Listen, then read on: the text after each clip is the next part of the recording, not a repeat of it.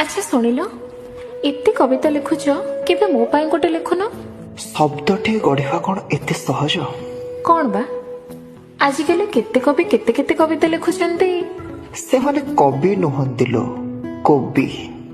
ଶୀତରେ ଶସ୍ତା ହେଇଯାଇଛନ୍ତି। ଆଉ ସେଇଟା କବିତା ନୁହେଁ ତ ଗବିତା। ତାହେଲେ ଶବ୍ଦଟିଏ ଲେଖିବା କ'ଣ ସତରେ ଏତେ କଷ୍ଟ? ଆଉ ଶବ୍ଦଟିଏ ଗଢ଼ା ହବା କ'ଣ ସହଜ? ଶବ୍ଦଟିଏ ଗଢ଼ା ହବ ଏଥିପାଇଁ ଆକାଶ ହଜାରେ ରଙ୍ଗ ବଦଳାଏ, ପବନ କେତେ ଭାଗରେ ଗୀତ ଗାଏ, ସର୍ବଂଶଃ ବସୁନ୍ଧରା ଆକାଶକୁ ଚାହିଁ ରହେ। ଶବ୍ଦଟିଏ ଗଢ଼ା ହବ ସେଥିପାଇଁ 100 ଜନ୍ମ 100 ମୃତ୍ୟୁ ଲୋଡ଼ା ହୁଏ।